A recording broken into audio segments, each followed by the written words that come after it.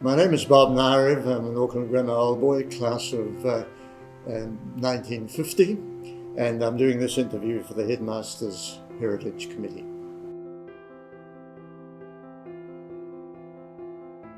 My name is Max McCauley. I'm a member of the Headmaster's Heritage Committee, and I'm here with Bob Narev, Officer of the Order of Merit, New Zealand's Order of Merit, class of 1950.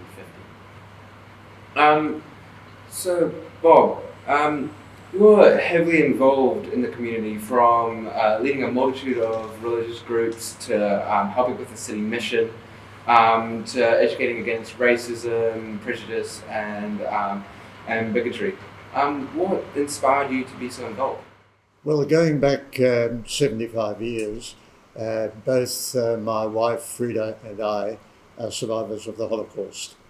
I was in a concentration camp for 2.5 years in the 1940s, and my wife was hidden by a kindly Catholic lady after her parents had been murdered. So we've got that Holocaust background with all that implies. Of course, we were quite young children then.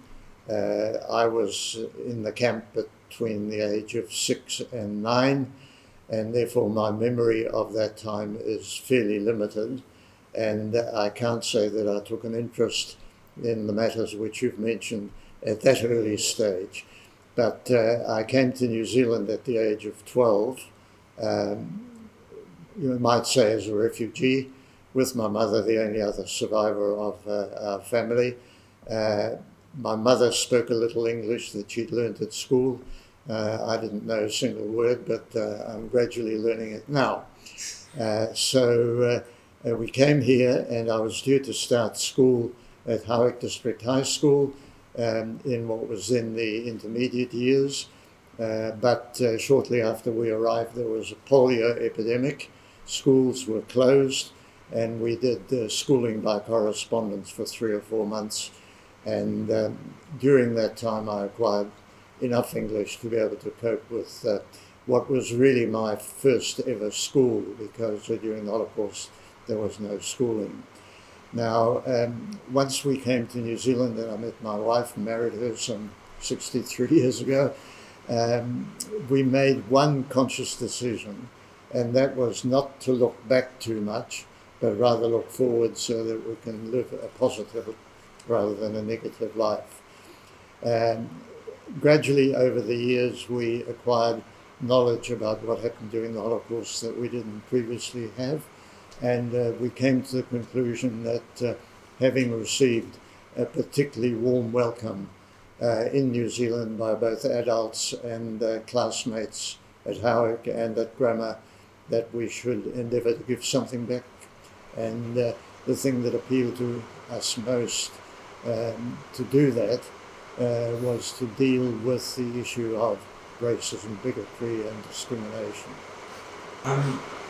As you said, you arrived in New Zealand in 1947, not knowing much English.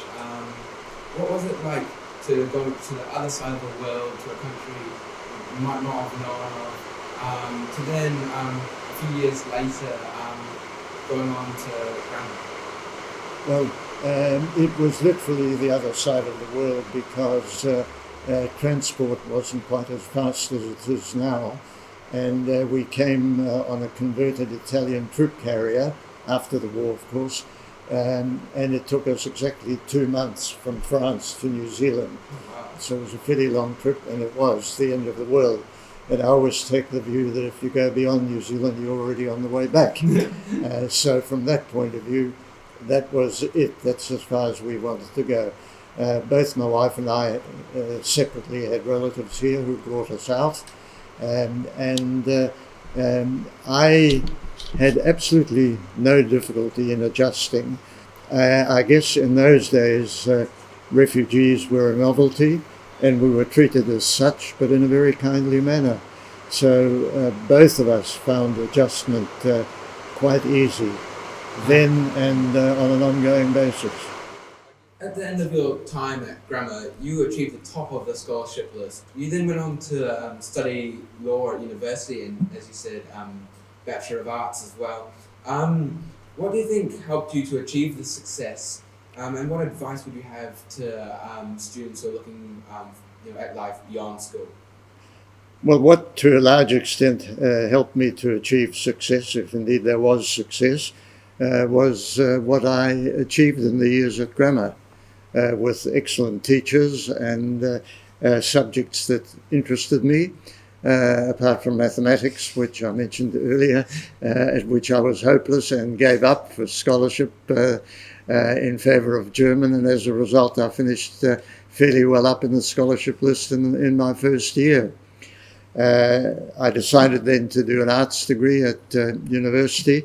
I majored in French and German and got a senior scholarship, which I didn't take up because by then I'd met my wife and felt that I needed to earn a living if I wanted to take matters further with her. And not knowing where to go from there, I spoke to a friend of mine who was a university lecturer, who suggested that I might consider law. And that appealed to me. I studied and finished with a law qualification and been a lawyer ever since. A very distinguished 60-year career, right? Yes, that's fantastic. Well, you might well say that. I couldn't possibly comment whether it was distinguished, but it was a long one, an enjoyable one, and I'd like to think that most of our clients went away reasonably satisfied. Pretty awesome. What would you say was your favourite or most memorable moment whilst at grammar? I can't really pick one particular event that would be standing out from many others that I thoroughly enjoyed. All 4 years here were very pleasant. I made very good friendships with my fellow students, to the extent that our fifth form, which is now year 11, decided after 40 years to have a reunion, which we did have, and 36 of the 40 turned up. We had a further reunion, this time in Italy, when it came to year 50, and we've had a reunion ever since. Oh, wow. The numbers are dwindling a little, but it's still an ongoing event. Probably my favourite teacher at school was our English master, Owen Lewis, who came to join us at one of the reunions and gave a very good speech, and unfortunately he's no longer with us either. Partly he might be my favourite teacher because at one stage in the English class we had to do a list of vocabulary words that we hadn't come across before, which all of us duly did. Most people came across new words, made a note of them and their meaning, and got 70 or 80% in their mark, and I finished up with the highest mark that I ever got in any subject, namely 150%. And that was because I got out a dictionary and started copying words that I'd never seen before. And that turned out to be a turning point in my English marks that year, as a result of which I got the Churchill Scholarship for English here. Oh, wow, that's a fantastic achievement. Something the headmaster talks quite a lot about is going above and beyond what's required. Obviously, getting 150% in the English test is an example of that. I won't say that it was almost cheating. It was a genuine effort, but it wasn't quite what was intended. That's pretty awesome. At a very young age, you went through one of the worst times in history. How do you think this has shaped the person you would become today? Well, because I was so young in the days of the Holocaust and while I was in the camp, it didn't affect me as much as adults were affected. The camp I was in was basically a transit camp. People were being gathered, Jewish people from all parts of Europe, then to be largely shipped off to Auschwitz, Dachau and the other the death camps. But we were fortunate enough not to be shifted from there. So that was one reason why we felt that we should keep alive the memory of those who died by speaking up, being upstanders instead of bystanders, and generally encourage people to gather some knowledge of the Holocaust so that hopefully it reduces the risk of it ever happening again. There have been a number of events in recent history that have been not the same as the Holocaust, because that was the worst ever really, but have been happening, and however much one speaks about the consequences, it still goes on, unfortunately. Yeah, it's one of those things of just got to keep on talking about it, some people learn about it and get, hopefully it doesn't ever happen again. Well, we did a recent survey in New Zealand, when I say we, not I, but an organisation that I'm involved with, to find out what people knew about the Holocaust. And the surprising result was how few people had even heard of the Holocaust, particularly the younger people. So there's a real need for education in that area. And I believe the Holocaust does form one of the subjects being taught in social studies, history, and so on in some schools. Yeah, I think, sure, I remember learning about it in history and social studies in fourth form. Yes. It's a pretty tough subject to learn about. Yes. Well, we have spoken to schools and adult groups, and I was at Westlake Girls High School yesterday giving talk number 111. Humans have the ability to be very kind and loving, but also the ability to be very destructive and harmful.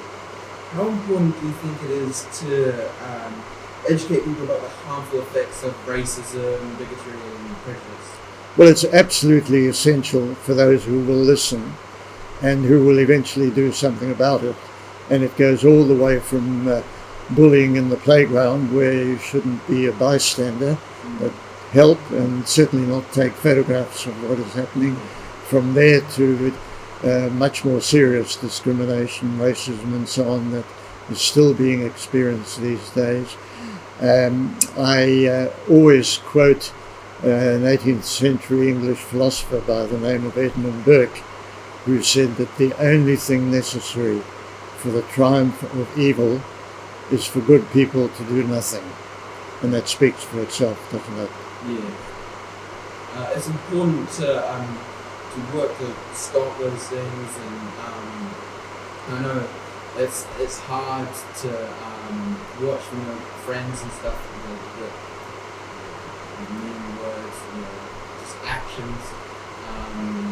Actions speak louder than words. Yeah. And our motto for speaking is that old phrase, lest we forget. In other words, they say that if you forget history, you're doomed to live through it again. And that's what we're doing our best in a small way to try and prevent. Yeah, that's pretty... We want people to be upstanders instead of bystanders. You have received many awards in your life. How does it feel to be a 2021 Augusta Award winner? Well, we've certainly been per Augusta in our time. Whether we've gone ad Augusta is a matter of opinion. But look, I had some very positive emotions when I was told about it. First of all, it was a surprise. I didn't expect it. Then, of course, I was delighted. And then, of course, grateful and highly honoured that I should be considered for the award. And I'll do my best to live up to the reputation which the award deserves.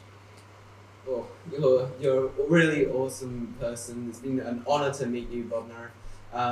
Thank you very much for coming to talk to the Headmaster's Heritage Committee on this slightly rainy afternoon. Thank you very much for talking to us. Well, it's been a pleasure and nice to meet you.